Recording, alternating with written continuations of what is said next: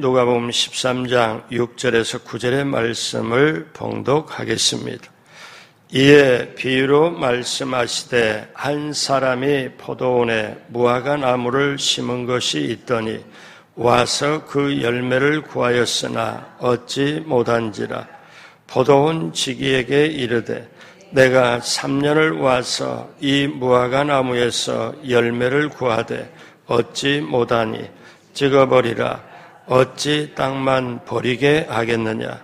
대답하여 이르되 주인이여 금년에도 그대로 두소서. 내가 두릅하고 거름을 주리니 이후에 만일 열매를 조거니와 그렇지 않으면 찍어버리소서 하였다 하시니라. 아멘. 새벽에 오신 여러분 한 분 한 분 예수님의 이름으로 환영하고 축복합니다. 우리 하나님께서 저나 여러분에게 예비한 귀한 축복을 넘치게 받으시고 누리시고 나누게 되시길 주님의 이름으로 축복합니다. 같이 한번 따라서 합니다. 기독교의 영성을 회복하자. 꼭 그렇게 되길 주님의 이름으로 축복합니다. 내일까지 이 주제를 가지고 말씀을 나눕니다. 오늘 말씀의 제목은 기회입니다. 기회. 알프레드 듀러라는 유명한 화가가 있습니다. 이 화가가 많은 사람들에게 사실 선망의 대상이 되었죠. 그런데 이분이 그린 유명한 그림이 있습니다. 기도하는 손이라는 그림이 있어요. 여러분이 이 그림 많이 봤을 거예요. 그럼 이 그림이 저렇게 기도하는 손, 이 그림이 태어나기까지 그 뒤에 아름다운 이야기가 있습니다. 이 듀러라는 이 화가는 어려서부터 그림을 그리고 싶어 했지요. 그래서 한 화가를 찾아가서 그림을 배우게 되었는데 같이 그림을 배우는 또 다른 같은 젊은이와 함께 서로 친구가 되었습니다. 그런데 듀러나 그 친구나 서로 가난했기 때문에 돈을 벌어서 이렇게 살아가며 그림을 공부를 시작을 했지요. 어느 날 듀러의 친구가 얘기를 합니다. 여보게, 우리 둘이 돈을 벌면서 그림을 그리는 일은 솔직히 너무나 어렵지 않나.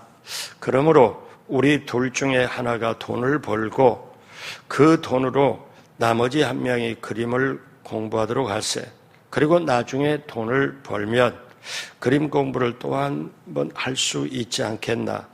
그런데 자네가 나보다 실력이 훨씬 나으니 자네가 먼저 그림 공부를 하게나. 난 그동안에 일을 해서 돈을 벌도록 해서 자네를 밀겠네.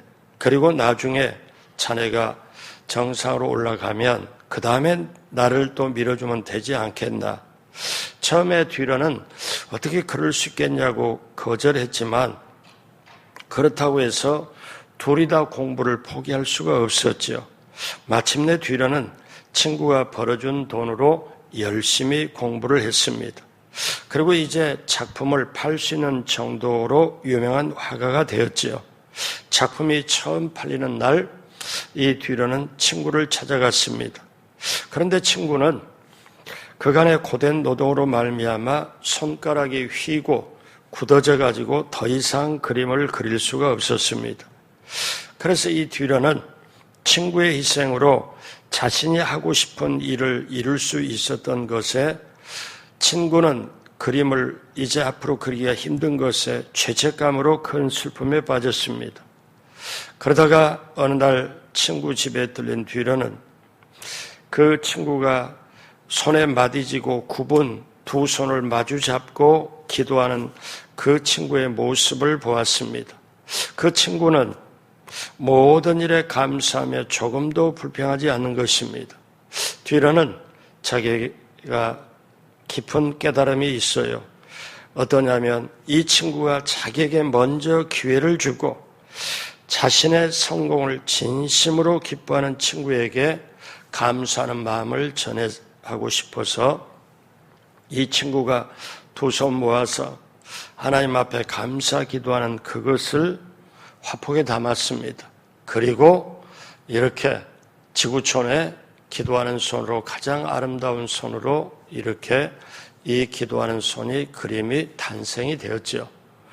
이렇게 보면, 스토리를 보고 나면은 저 손이 곱상하고 아름다운 손이 사실 아니라 마디지고 그림이기 때문에 그래도 아름답게 그렸겠죠. 근데 여러분, 아무리 마디마디 이렇게 있고 손이 곱았다 할지라도 여러분, 기도하는 손은 아름다움인 줄로 믿습니다.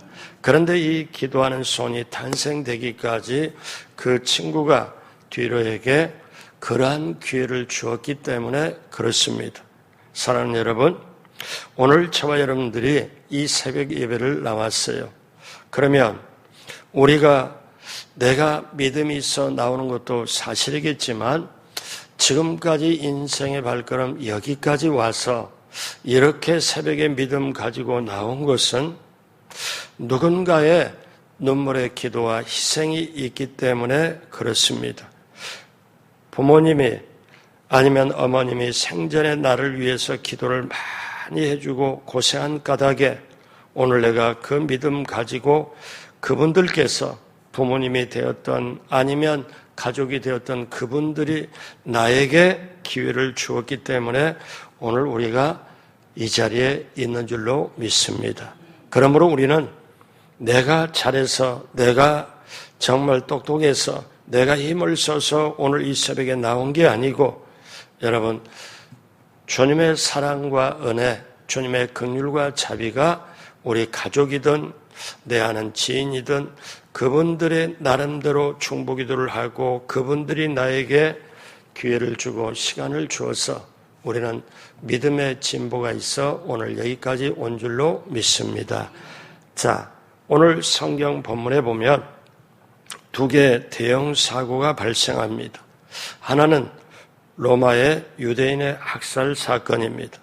오늘 성경 본문 시작되기 13장 1절에 그때 마침 두어 사람이 와서 빌라도가 어떤 갈릴리 사람들의 피를 그들의 제물에 섞은 일로 예수께 아뢰니, 그러니까 로마 제국이 이 유대를 식민지로 삼을 때 유대인들이 자기네 축제일을 맞이하여 그렇게 유월절을 맞이하여 성전으로 전부 다 모이니까 로마 제국 입장에서는 이들이 반란을 하려고 하는구나 하고 사실 문헌에 보면은 3,000명 이상을 학살을 합니다. 그래서 그 피가 제물의 피에 섞여서 성전들을 적시게 했습니다. 이거는 의도적인 로마군의 탄압 정책 때문에 야기된 사건이에요. 그리고 그 다음에 두 번째 사고는 빌라도가 실로암에서 소위 수로를, 물이 나가는 도로를 만들기 위하여 공사에 인부를 동원했다가 실로암 망대가 무너져서 18명이 희생을 당합니다. 그래서 오늘 4절에 또 실로암에서 망대가 무너져 치여 죽은 18사람이 예루살렘에 거한 다른 모든 사람들보다 죄가 더 있는 줄 아느냐. 자, 이거는 일종의 우발적인 사고입니다. 자, 이럴 때 그러한 사고를 보면서도 그때 자기네는 이렇게 죄 없다 생각하고 그들, 사고를 당한 그들에게 싸늘하고 무감각한 눈초리를 보내는 그들에게 예수님이 말씀을 하죠. 13장 2절에 대답하여 이르시되 너희는 갈릴리 사람들이 이같이 해받음으로 다른 모든 갈릴리 사람보다 죄가 더 있는 줄 아느냐. 동일한 형식의 질문이 4절에도 묻습니다. 또 실로암 망대가 무너져 치여 죽은 18사람이 예루살렘에 간 다른 모든 사람보다 죄가 더 있는 줄 아느냐. 그러면서 예수님은 매우 중요한 경고를 그 사람들에게 합니다. 13장 3절 다 같이 합니다.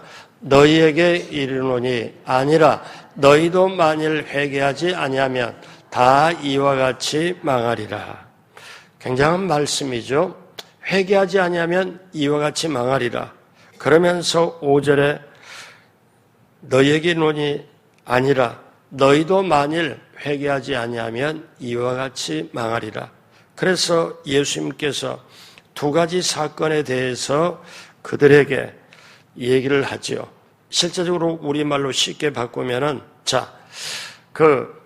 갈릴리 사람이 학살당하는 것, 그거를 보고 실로암 망대가 무너지고, 두 가지 사건을 보고 사고에서 죽은 사람들이 당신보다 죄가 많았기 때문에 그런 재앙, 그런 비극, 그런 죽음을 만났다고 생각하느냐? 아니다. 결코 아니다. 우리는 그들의 죽음을 통해서 교훈을 배워야 한다. 그 죽음은 당신들에게도 일어날 수 있는 죽음이라는 걸 생각하라. 만일 이 재앙과 비극에서 교훈을 얻지 못한다면 당신에게 주어진 삶의 그 기회를 하나님의 뜻에 합당하지 못하게 그렇게 할 것이다. 그러면 당신들도 그렇게 망할 수밖에 없다 하는 예수님의 경고입니다. 이 두 가지 사건을 말씀한 다음에 이어서 비유로 말씀하는 게 오늘 저와 여러분이 갖고자 하는 겁니다. 그러면 예수님은 이 두 개의 대형 사고와 함께 의미심장한 비유를 말씀하죠. 이 비유가 포도원에 심겨진 무화과나무의 비유가 됩니다. 이 비유를 통하여 오늘은 우리 무엇을 깨닫고 나가야 될까요? 첫째로 하나님은 우리에게 적극적으로 기대하고 계십니다. 여러분, 새벽에 나오신 저와 여러분에게 하나님은 기대하고 있는 게 있어요. 주님은 우리를 향해 적극적으로 기대를 하지요. 한마디로 말하면 왜 기대를 할까요? 열매 맺기 위하여, 주님께서 기대하시는 열매로 우리로 맺게 하시기 위하여 사실 우리 생명을 연장시켜주고 있다는 거예요. 근데 우리가 이거를 깨닫기까지는 사실 쉽지 않아요. 팔레스타인에서 자라는 무화과 나무는 3년이 지나면 자동적으로 열매를 맺습니다. 그런데 3년이 지나도 열매 맺지 못하는 나무를 어떻게 합니까? 오늘 6절, 7절에 말씀합니다. 같이 할까요? 이에 비유로 말씀하시되 한 사람이 포도원에 무화과 나무를 심은 것이 있더니 와서 그 열매를 구하였으나 얻지 못한지라. 포도원 지기에게 이르되 내가 3년을 와서 이 무화과 나무에서 열매를 구하되 얻지 못하니 찍어버리라. 어찌 땅만 버리게 하겠느냐. 그러니까 여기에 무화과 나무를 심으면 3년 정도 크면은 누가 말 안 해도 자동적으로 열매를 맺는데 3년 뒤에 보니까 열매가 없는 거예요. 그러면 주인이 어떻게 하겠어요? 무화과 나무를 베어버려라. 왜? 다른 나무 심어도 열매를 얻게 되는데 다른 나무도 심지 못하게 하는 이 무화과 나무는 이제 찍어버려라. 땅만 버리게 하는 것 아니냐. 이거는 비유로 말씀하셔요. 비유로. 뭐라고 말씀하시냐? 여러분, 앞에 사건과 연결이 되는데 그 연결될 비유로 말씀하시는데, 보십시오. 이 유대인들은 오랜 세월 동안 메시아를 기다려왔어요. 우리를 구원할 자, 우리를 해방할 자, 메시아를 기다려왔는데 메시아가 그렇게 왔음에도 이스라엘 민중들은 그 앞에 모습을 드러낸 이 예수 그리스도를 거절합니다. 그리고 여전히 죄 가운데 살아가죠. 메시아가 오셨지만 메시아를 등지고 살아요. 죄악 가운데 살아요. 이게 마치 뭐하고 같으냐면은 예수님이 메시아로 3년 반을 하잖아요. 그러면 예수님이 메시아로 와서 3년 동안 이렇게 하게 있는데도 불구하고 이들은 메시아를 모르고 3년이 지나도 열매를 맺지 못하는, 어쩌면 주님의 이 말씀, 이 비유는 당시 이스라엘 그 유대인들뿐만 아니라 예수님을 따르는 제자들에게도 하시는 말씀입니다. 3년의 공생의 기간 동안 제자를 먼저 선택해서 제자들과 함께 3년을 했는데, 그런데 예수님이 이제는 예수님이 곧 떠날 때가 됐거든요. 그래서 떠날 때가 돼서 예수님이 아주 집중적으로 하시는 말씀이 요한복음 14장부터 17장까지인데 요한복음 15장 5절에 예수님 뭐라고 말씀하시고 유명한 말씀을 하시죠. 나는 포도나무여 너희는 가지라. 그가 내 안에 내가 그 안에 거하면 사람은 많이 열매를 맺나니 나를 떠나서는 너희가 아무것도 할 수 없습니다. 이 말씀을 하십니다. 그러니까 예수님의 제자들이 3년 동안 교육을 받고 예수님과 함께 그렇게 했지만은 3년이 지났는데도 열매를 맺지 못하는 제자들. 자, 여기에 대해서 예수님께서 두 가지 사건을 얘기를 하시고 이의 비유로 말씀하여 두 가지 사건이 주는 깨달음이 뭔가 이거를 비유로 말씀해가지고 제자들과 유대인들을 알게 합니다. 여러분, 무화과나무와 포도나무가 공통점이 하나 있습니다. 이 무화과나무나 포도나무는 사람들이 꽃을 얻기 위하여 기대하는 게 없어요. 딱 하나입니다. 열매를 맺기 위하여, 열매를 얻기 위하여 무화과나무도 포도나무도 사람들이 심지요. 근데 또 이 무화과나무와 여기에 공통점이 있는데 이거는 나무는 집 지은데 어떻게 제목으로 쓸 수가 없어요. 이건 땔감밖에 안 돼요. 그러니까 나무로 기대가 없어요. 이들은 열매 맺어야 되는 게 사명이에요. 그래서 이 무화과나무나 포도나무가 열매를 맺지 못하면 아무 의미가 없죠. 사실 저와 여러분의 인생도 마찬가지예요. 하나님께서 우리에게 기대하시는 열매가 있기 때문에 이 땅에 살게 했다는 거예요. 예수 믿게 만들고 예수 믿은 다음에 살게 했다는 거예요. 그런데 이 시대는요, 열매를 맺는 시대가 아니라 꽃을 구하는 시대예요. 꽃이 피면, 즉 감각적인 꽃, 사치와 화형들의 꽃 같은 것, 이런 거는 풀은 마르고 꽃은 떨어지되, 자, 얼마 못 가는 거잖아요.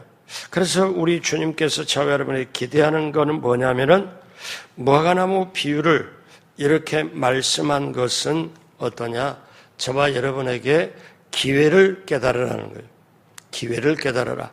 앞에 그런 사건으로 생을 마감한 사람들이 너희들은 그 사람들이 죄가 있어서 먼저 죽은 걸로 생각하고 그렇게 하고 너희는 죄 없다고 하지만 천만에 그들이 죄가 많기 때문에 너희들보다 많기 때문에 먼저 간 게 아니다. 이거를 무화과나무 비유를 통하여 깨닫게 하기를 원합니다. 자, 예수님은 무화과나무 비유를 말씀한 다음에 그 다음에 안식일에 이어서 병자를 고치죠. 무슨 말씀인가 하면은 예수님은 귀신에게 포박되어 병자 고치면서 사실 치료의 열매를 이들에게 말씀을 하지요. 열매 없는 무화과나무, 열매 없는 그 시대의 민중들의 모습, 제자들의 모습에 이 열매를 3년 동안 구했으나 열매 맺지 못한 주님의 그를 향한 음성. 그래서 앞에 두 사건을 말하고 그 다음에 13장 6절에 말씀할 때 이에 앞에하고 연결되는 거예요. 두 가지 사건하고 이에 비유로 말씀하시되 한 사람이 포도원에 무화과나무를 심은 것이 있더니 와서 그 열매를 구하였으나 얻지 못한지라. 그러니까 지금 포도원과 무화과나무 모든 것이 이렇게 보면은 한 사람이 와서 열매를 구했는데 포도원의 주인이 구한 거죠. 사실상 하나님이 구한 거죠. 그런데 13장 7절에 포도원 지기에게 말하되 이르되 내가 3년을 와서 무화과나무에서 열매를 구하되 얻지 못하니 찍어버리라. 어찌 땅만 버리겠느냐. 여기서 정확하게 두 가지 문제가 제시됩니다. 하나님께서 기대하시는 것이 무엇인지 진지하게 생각해 보아라. 또 하나는 어때요? 예배만 드리면 됐다 하고 오늘날 무관심하는 것. 여러분 그것이 다가 아니고 열매 맺어야 된다는 거지요. 자, 하나님이 기대하실 게 무엇인가 진지하게 생각하고 그 다음에 열매를 맺기 위해서 훈련과 교육 이거를 받는 게 필요하다는 거예요. 저와 여러분이 오늘날 봤을 때 그러면 시대가 지금 굉장히 힘들어갑니다. 교회가 온전하게 존재하지 못할 정도로 지금 세상이 막 여러 가지로 막 돌아가요. 그러면 이럴 때 겨우 주일날 나와서 예배드리는 걸로 나는 다 끝났다. 예배드리는 것 정도로 하면 나는 다 되지. 이런 정도 신앙 가지고 앞으로 못 버팁니다. 절대 못 버팁니다. 그런데 어떠냐? 내게 영생을 주시고 목숨을 주시고 피를 흘려서 구원시킨 주님을 믿어지는 믿음이 큰 만큼 반드시 우리는 이 땅에서 열매를 맺어야 돼요. 열매 맺지 않으면은 아무것도 아니에요. 그래서 오늘 크게 두 번째, 하나님은 우리에게 경고를 하십니다. 어떻게 경고를 합니까? 13장 7절 다시 한번 다 같이 하죠. 포도원 지기에게 이르되 내가 3년을 와서 이 무화과나무에서 열매를 구하되 어찌 못하니 찍어버리라. 어찌 땅만 버리게 하겠느냐. 여러분, 나무가 자라는 땅 얼마나 귀합니까? 모든 가능성이 있잖아요. 열매를 기대하고 포도원 지기가 어때요? 가꾸잖아요. 주인은 열매를 기대해요. 그리고 포도원 지기에게 뭐라고 얘기합니까? 자, 농사 잘 지으라고, 열매 잘 맺도록 하라고. 저와 여러분들에게 하나님이 재능을 주셨어요. 그러면 우리는 그 재능을 가지고 잠자고 땅속에 묻어버린 게 아니라 우리는 그 주님이 기대하는 대로 열매를 맺어야 되잖아요. 그러면 잘 보십시오. 포도원 지기가 어떻게 합니까? 농사를 짓는데 주인이 와서 열매를 3년 동안 와서 3년째 열매가 없으니까 자, 이제 두 가지를 말씀합니다. 열매가 없으니까 찍어버리라. 그러면 사실은 어찌 땅만 버리게 하겠느냐. 그러면요, 여러분, 무화과 나무가 지금 그 농사 지음을 받을 때 포도나무가 지금 심어져 졌을 때가 기회입니다. 열매 맺을 기회예요. 그런데 그 열매 맺을 기회를 없애버리면, 열매를 맺지 못하면 땅만 버리게 합니다. 다른 나무가 심어지는 것까지 방해하잖아요. 다른 나무가 열매 맺을 수 있는 기회까지도 없애잖아요. 여러분, 달란트 비유에서 5달란트, 2달란트, 1달란트 이렇게 하지만 5달란트가 장사해서 5달란트 남겼을 때, 2달란트, 2달란트 남겼을 때 주님이 하시는 말, 착하고 충성된 종아. 그러니까 이들은 열매가 있잖아요. 착하고 충성된 종아, 내가 하는 잔치에 참여할지어다. 그런데 1달란트 받은 사람은 그거를 땅에다 묻어놓습니다. 그래서 주인이 말해요. 나는 심지 않고 거두고, 나는 정말 심지 않고 거두고 정말 모이지 않고 해치는 줄 알았느냐 하면서 1달란트 가진 사람에게 악하고 게으른 종아, 그러면서 1달란트까지 빼앗아가지고 다른 달란트 가진 자에게 줍니다. 그리고 너는 밖으로 쫓겨나서, 그러면 이 1달란트 가진 사람은 어떠냐면 빼앗깁니다. 준 거를. 그리고 슬피 바깥에 가서 웁니다. 어떻게 해요? 슬피 울어요. 그러니까 빼앗기고 슬피 울어요. 왜? 그러면서 악하고 게으른 종이라고 합니다. 왜 그럴까요? 다른 사람 기회까지도 사실 망쳐버리기 때문에. 사실 이거를 다른 사람에게 주었다면 더 열매를 맺을 텐데 다른 사람 열매 맺은 기회까지 망쳐버린 너는 악하고 게으른 종이다. 그러므로 사랑하는 여러분, 땅만 버린다. 이거를 사람들이 몰라요. 그래서 저와 여러분들이 우리가 이 세상을 살아갈 때, 자, 무화과나무를 향한 주인은 이제는 찍어버려야 되겠다. 그럴 때 이 과운치기가 뭐라고 얘기를 합니까? 자, 13장 8절에 다 같이 합니다. 대답하여 이르되 주인이여 금년에도 그대로 두소서. 내가 두릅하고 거름을 줄이니. 여기서 비유입니다. 이거는. 그러면 주인은 하나님이고 여기에 과원직인은 예수님이세요. 그러니까 무슨 말씀이냐면은, 자, 이 예수님이 저와 여러분을 하나님 앞에 중보하는 거예요. 열매 맺도록 도와주는 거예요. 자, 금년만 한 번만 더 기회를 주십시오. 제가 두릅하고 걸음을 주리니. 그러면서 과원직에 뭐라고 합니까? 13장 9절 다 같이 합니다. 이후에 만일 열매가 열면 좋거니와 그렇지 않으면 찍어버리소서 하였다 하시니라. 아멘. 그러므로 사랑하는 여러분, 이 과원지기가 주인에게 애원을 하잖아요. 1년만 더 제가 최선을 다해서 제가 하도록 하겠습니다. 자, 이것이 무슨 말씀인가? 사랑하는 여러분, 저와 여러분들이 물론 새벽에 나오실 정도 여러분이라면은 얼마나 귀합니까? 여러분이라면 뭐 어떻게 칭찬받아 마땅하지요. 저는 우리 권사님들에게 특히 강조를 해요. 중보기도 정말 해야 됩니다. 그리고 저 개인적으로는 중보기도 하는 사람을 보내달라고 기도합니다. 자, 우리 권사님들 전도하십시오.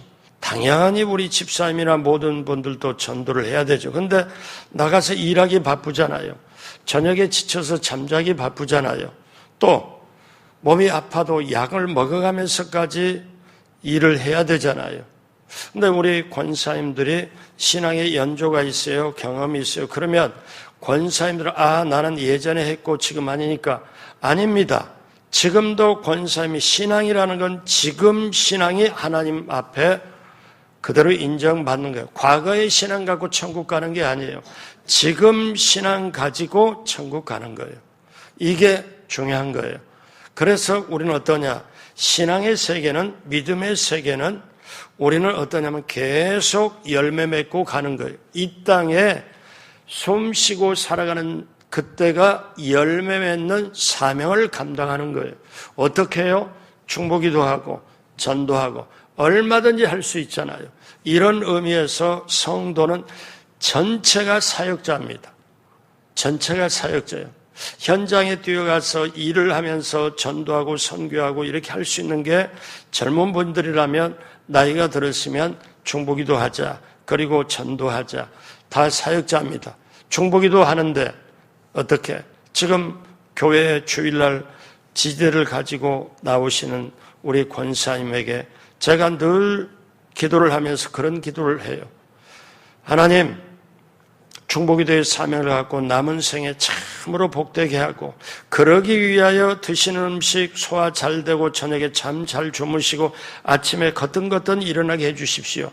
중보기도 하기 위하여, 교회를 위하여, 나라를 위하여, 성도를 위하여 중보기도 하기 위하여 사명을 감당하게 해주십시오 하고 안수를 제가 주일에 계속합니다. 사랑하는 여러분, 오늘 이 자리에도 90대가 넘으신 분이 오셨잖아요. 얼마나 귀해요. 90세, 오늘 90세 넘는 분이 오늘 중보기도 하면 90년 산 신앙의 무게와 신앙의 깊이와 신앙의 열정과 신앙의 깨달음을 안고 거기에 포함해가지고 기도가 한마디 한마디 나오는 게 얼마나 소중하겠습니까? 사랑하는 여러분, 자, 여기 과원지기가 주인에게 1년만 더 참아주십시오. 우리 예수님이 저와 여러분들을 중보하면서 이 땅에 열매를 맺고 열매를 맺기를 원해서 하나님께 사정을 해가지고 1년만 더 있게 해주십시오. 제가 1년 안에 더 깨달음으로 인해서 더 열매 맺도록 하도록 하겠습니다. 사랑하는 여러분, 오늘 말씀 마무리합니다. 여러분, 저와 여러분에게 건강을 주신 것, 하나님이 기회를 주신 거예요. 생명을 주신 것, 기회를 주신 거예요. 구원받은 이후에 그대로 바로 데려가지 않고 살도록 하는 게 열매 맺기 위하여 기회를 주신 거예요. 믿음을 가지고 이 새벽에 오신 게 기회를 주시고, 직업을 갖고 회사를 경영하든 가게를 경영하든 여러분, 이것은 우리에게 기회를 주신 거예요. 인생이 그때그때 기회입니다. 어떤 기회입니까? 열매 맺을 수밖에 없는 기회입니다. 유대인들이, 이스라엘 사람들이, 심지어 제자들까지도 저 사건 사고로 세상을 떠나는 사람에게 무표정하게 저들이 혹시 죄가 더 있어서 저렇게 됐나 하고 그렇게 하는 그들에게 우리 주님은 그 사건을 통해서 깨달음이 임해야 된다. 지금 살아있는 순간이 열매 맺을 수 있는 기회다. 그러면서 무화과나무 비유를 말씀하면서 3년 동안 열매를 맺지 못한, 열매 맺지 않은 그들에게 찍어버리라. 땅만 버린다. 사랑하는 여러분, 저나 여러분이나 하나님의 생명, 건강, 믿음 그리고 일을 주셨어요. 이것이 기회입니다. 이게 기회예요. 어떤 기회냐? 열매 맺도록 전도, 선교, 구제, 하나님의 복음을 내가 받았으니 그 복음을 펼쳐가는 기회. 이것이 기회입니다. 그래서 여러분, 우리가 이것을 갈 때 열매에 관심을 가지고 우리는 주님 앞에, 주님, 금년에도 제가 드릴 수 있는 열매는 이것입니다. 제가 드릴 수 있는 열매는 이겁니다. 중보기도 했고요, 전도했고요, 제가 이겁니다. 열매 맺고 안 맺고 전도의 영혼이 구원받고 안 받고는 주님이 하실 일이에요. 여러분, 저와 여러분들이 생명이 있는 동안에 주님께 기도하고 생명이 있는 동안에, 기회 있을 동안에 열매 맺는 저와 여러분 모두가 되길 주님의 이름으로 축복합니다.